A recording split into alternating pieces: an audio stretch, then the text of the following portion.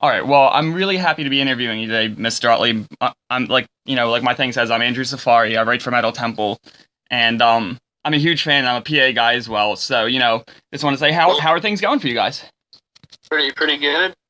We just released a single and a music video this week, and it seems like people are really digging it, and the response has been pretty good. And we got the new album coming out on Friday the 21st, which is in a couple of weeks, and we're playing a few CD release shows around that release. So we've got some stuff coming up, and we've been having a good time. So awesome.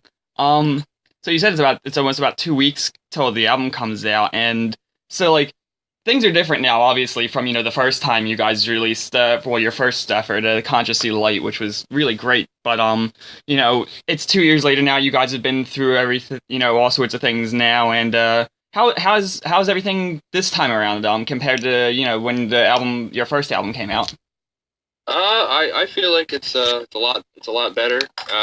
We've gotten two new members since the last record, and both of those guys have brought a lot of really great ideas, a lot of positive energy to the Rivers of Nihil camp. So it's I feel like after writing these songs and recording the album and seeing how people are liking the stuff so far, I think that we're definitely in a better position than we were during the last release, I would say.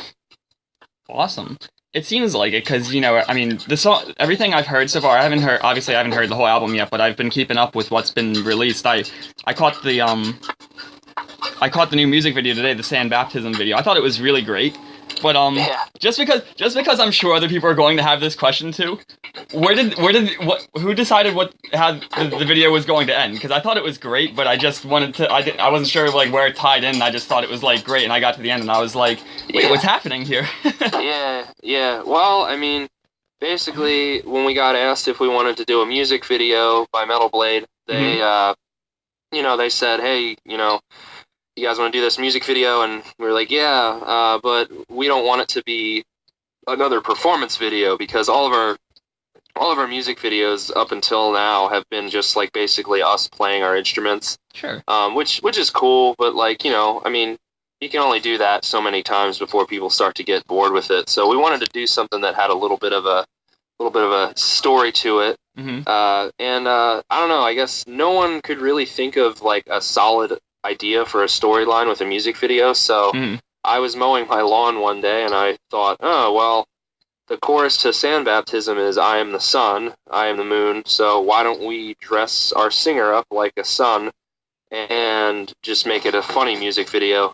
And then basically I took that idea to David Brodsky, the guy who directed the video, and I told him about it, and he was like, oh, what if we film your singer, kind of getting dressed, close-up shots of him getting dressed in this outfit throughout the music video, and then at the end have this big reveal at the end where he's in the sun costume, kind of keep people on their toes until the last minute, and then reveal this really silly, stupid costume.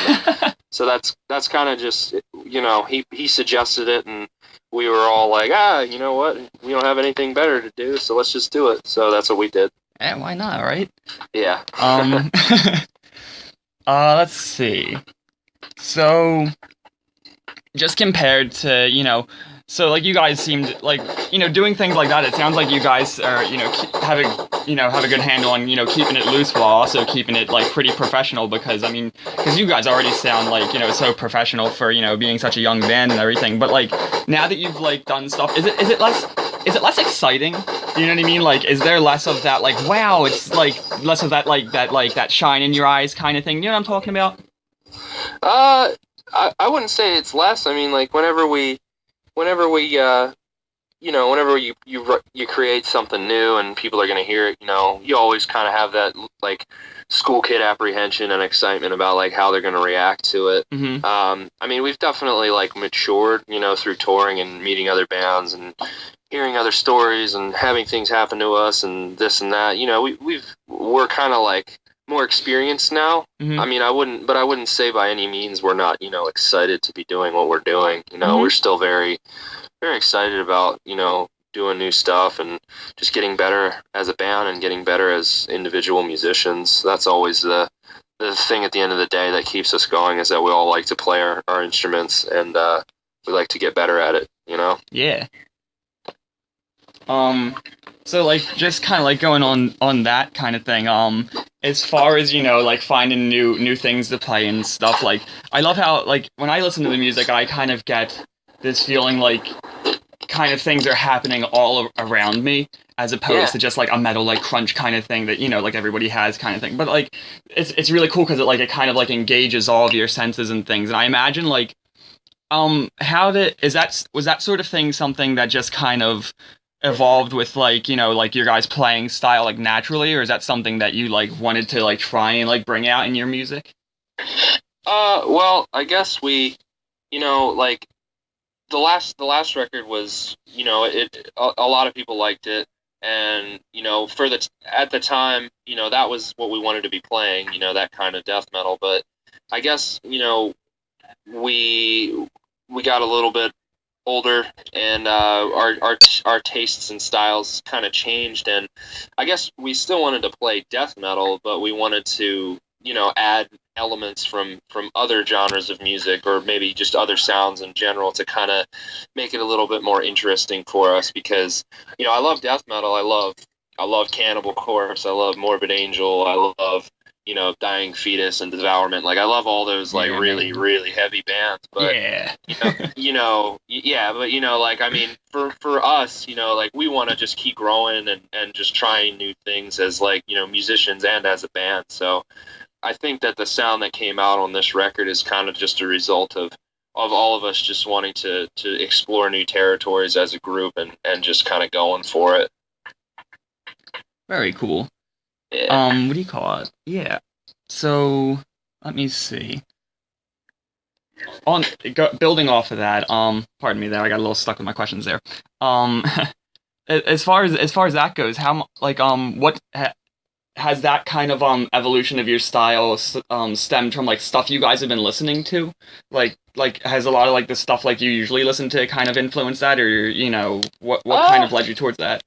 Yeah, I guess maybe that has something to do with it. I mean, I have always been a really big fan of like instrumental music, like post rock and post metal music. Mm-hmm. Like Explosions in the Sky and This Will Destroy You and ISIS, and even like The Ocean. I really like that band as well. Oh, okay. And they're a heavy metal band. Yeah. So. But I don't know. I guess we all have very different tastes in music, and we're all listening to different stuff all the time, and I would, of course, I mean, I would say that some of the stuff that we were listening to influenced our playing on this record. I mean, it always will, whether or not you want to admit it or not. I mean, what you're listening to is always going to have effect on what you're writing and what you're playing. But I know, I mean, like me, like personally, like I wasn't listening to a whole lot of new music when I was writing this album. I was kind of out of the loop, and I don't know, maybe it was intentional, just because I wanted to try to not be like super distracted by like a lot of new music around me. Sure. But I kind of turned back to like my earlier like influences. Like I was listening to like a lot of like Pink Floyd during the recording of this album. I grew up in a house where my dad was always a big 70s progressive rock guy, and I kind of turned to like the older progressive rock influences that I grew up with during the writing process for this album. So I feel like a lot of the more proggy, stuff on the album might be a result of, me listening to that stuff while I was writing, and it might have come out by accident in my playing, Yeah, and it's really interesting, that you say that, because I mean, I feel like I've read a lot of interviews where people say oh, I don't really try and listen to music because I don't want it to influence my playing. But I mean I think like the inherent thing that people forget about music is that like everybody's, I mean, like at some point, like art only has, no, I'm sorry, I think because I'm trying to quote somebody here, and it's art has the same, no, jeez, whatever, it's something to do with art not having being unique, because everybody's influenced by each other. Yeah, But everything has been done before, and everything is kind of a result of everything that has preceded it, more or less. Yeah. Yeah, no, I know what you mean. Got a little tongue-tied there, but Yeah, no, I got you. But yeah, so let me see. All right, well, so you guys, well, you said you're going to be playing some album release shows. I saw one was for New York, and I remember I was so mad because because the last time that I would have most recently got to see the band would have been when you guys came through with Obituary and Death to All back. It was last fall, I think. Yeah, and that was last November. And that had to have been, pretty crazy just in the sense, I mean, not, that maybe not that particular show, but just the whole thing because that's, I mean, metal, if anything, is kind of like baseball where it's like everybody's just all about the history. So, like, was that like a big thing for you guys? Is that like a bucket list thing to, tour with bands like that? Or was it just, doing your thing? I don't know. I mean, at first, like, when we got the tour offer, like, we were definitely all very excited, kind of shocked that, wow, we get to tour with, these dudes that, we all kind of grew up, looking up to. And then, when we got on tour with them, we kind of just got into the cycle, got into the loop of, doing what we needed to do every day on stage and then getting off stage, it became like more like a, just a pattern, like we got used to it. So, I mean, when you get to tour with bands that you like look up to, at first it always is kind of like awkward and like, oh wow, this is crazy, and then when you meet the guys and you talk to them, you realize that they're normal people, and you get to hang out with them. Like, it becomes a much more relaxed kind of environment most of the time, not all the time. There are definitely people out there that have let their egos go to their heads, but most of the time people are cool, and it ends up just feeling like a bunch of like dudes hanging out. It's never like, oh yeah, we're the legends and you guys are the young guys. It's never really like that. Right. It's always a pretty cool, relaxed environment. Very cool. Is there anything from like I mean, you were talking about a lot of the personal growth you guys had as a band, but like is like from touring with a lot of these acts that were already established before you guys, like is there anything in particular that you think that you got out of that, or is there anything like little that you like to remember, oh, it's a good thing that we toured with them because I would have never this or that? Yeah, I mean, for me personally, the two bands that come to mind are well, I guess there's three bands, Revocation. When we toured with those guys, that was just ridiculous because their music is so technical, mm-hmm. and they play it so tight live, and they look like they're having fun on stage while they're doing it. And like, that's something that I think is awesome, to be able to like have like a great time on stage and still play incredibly difficult music with like no mistakes. Like those guys, touring with those dudes really kicked my ass into gear, especially as a guitar player, because Dave Davidson is just a maniac on the guitar. Oh my God, I know. Yeah, he's awesome. He's something else. But them and actually Whitechapel, man, those guys, being able to tour with them and see how they operate, that band, whether you like them or not, they are a fine-tuned machine, man. Like they have a system, and they get on with it every day, and they have no slip ups. It's just like they're just like a touring machine, and just being able to see how they operate was really inspiring, and I learned a lot from them. And another band, Fallujah, we did a little tour with them last year sometime, and those guys are a little more similar to us in the sense that they're like an extreme death metal band, and then they also have like the progressive elements. So being able to see their show live was awesome, because they're all such great players and their music is so technical. It's really cool being able to tour with bands and learn things from them. Awesome. Let me see, what else have I got here?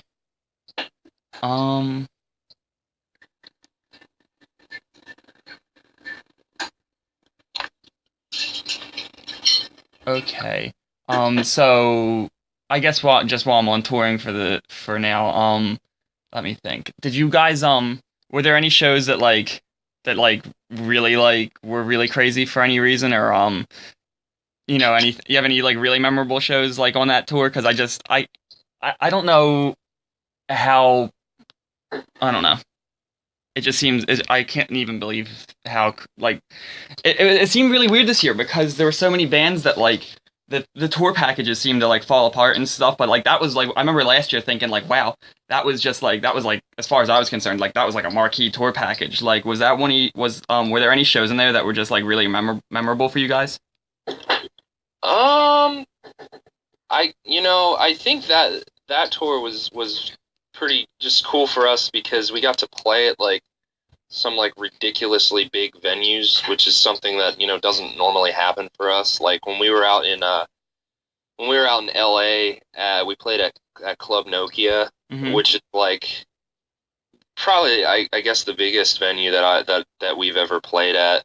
So that was really cool, and just being able to like play on such a huge stage to so many people was like a really cool experience. And another show on that tour that was really cool was I believe Montreal. That was like one of the biggest shows that we've ever played. Again, it was we never played in Montreal, and we opened that show, and there was like I don't know, there had to be like over 1,000 people like watching us. It packed into this venue. It was pretty cool. So I mean, I would say like Montreal and LA were memorable shows on that tour. Definitely. Awesome. What do you call it? Pardon me. Sorry about that. Let me see here.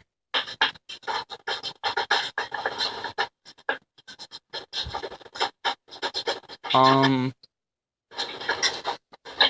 I'm sorry, I got mixed up with my stuff here. I was reading some of That's my all right. questions off a page that I had ready. That's okay. No. Okay, so just going back to the album real quick, because I know a lot of people are just really excited for it from what I've been hearing, and well, I mean personally, so I'm excited too. I have to admit, Awesome. but so like the whole like nature and like concept of the album seems really cool, but like I was reading the lyrics to Perpetual Growth Machine, and I was just floored by it, like like I guess I'm biased because I already enjoy the music as I've said, but like I just couldn't believe like how the mix of just music and like how intellectual the lyrics were, and like how like well they told the story too. Because sometimes bands try and fit as many multi-syllabled words in as they possibly can from stuff out of the dictionary that you just don't know what they're talking about.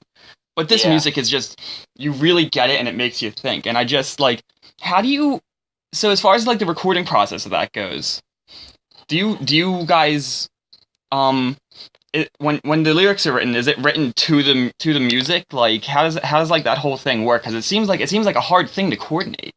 Yeah. Our bassist Adam Biggs, he's kind of like the visionary of the band when it comes to like the lyrics and the concepts and stuff. So he has this whole concept of the seasons. Like each album will correspond to a season.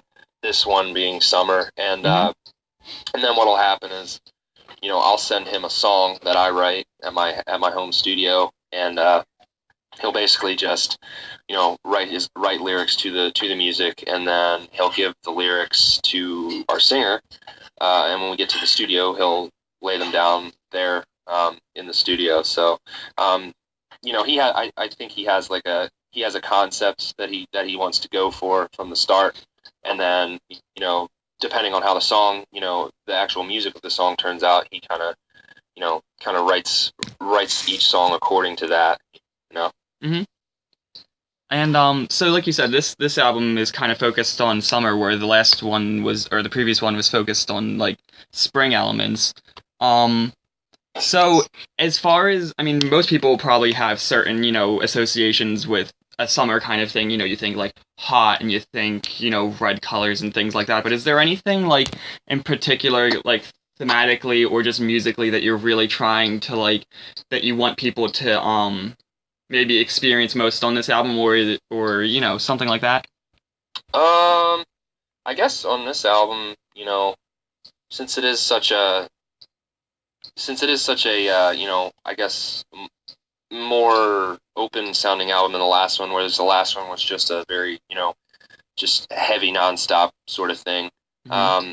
This album has a lot more dynamics to it, and I don't know. I guess maybe I would hope that a listener would be able to take any real situation in their life or any real like emotions that they're feeling and listen to our record and find something that they could relate to, whether it's through the lyrics and use of metaphors, or whether it's to the actual music, if they can use their brains to kind of construct a landscape in their mind as they listen to the record. I guess I would just like people to be able to listen to the record and kind of find something that they could attach themselves to and walk away from it with. Very cool. So you guys, okay. So you guys are from Reading. So was that like? I mean, I know a lot of bands come from small towns, but like, just having like driven past there myself and just like being kind of familiar with the area, like, I don't know, like, are there any unique challenges that Reading presents you guys? No, it's just really boring, and there's just not a lot to do besides, like, I don't know, what most people choose to do in Reading, which is be addicted to drugs or alcohol. Oh. So yeah, I don't know. I just stay inside at night, play my guitar and stuff. So I mean, there's no real challenge there, because I don't really go out because I'm a loser. But yeah, I don't know. I mean, I wouldn't say that there's any real challenges for us personally. It just is kind of boring there, and it's most people are bummers to be around. I know that feel. And let me see here. So I guess so you guys are going to be doing for when the album comes out. When do you guys think you're going to be when does your tours start from then? We have a tour in October that's going to be announced sometime in the next 2 weeks, but I can't really say who it's with yet. Oh, cool. But it's with a bunch of really, really sick death metal bands that I think that kids are going to be really stoked to see us tour with. So that'll be coming out in 2 weeks, and it's in October, and it's a full United States and Canadian tour. Oh, very nice. Are there any songs that you're like really excited to play on tour? I mean, anything from the new album, maybe particularly that you're eager to show fans? I enjoy playing Rain of Dreams and Circles in the Sky. Those are two of my favorite songs on the album, so I'm definitely looking forward to playing them on tour. Awesome. Okay, I think that's all I have of my prepared questions here. Is there anything that you think you'd like to say about anything? Anything you'd like to add? No, just I'd like people to pick our record up first week if they wouldn't mind, because as a small death metal band, the most important thing for us is first week sales. That's what keeps us alive, and that's what keeps us coming out on tour. So if you hear the singles and you like them, be sure to get the record first week and help us out. Awesome. Well, thank you so much, Brody. I really appreciate your time. Yeah, man. Thanks for having me. I'll be talking to you soon. You got it. Take care. Yep.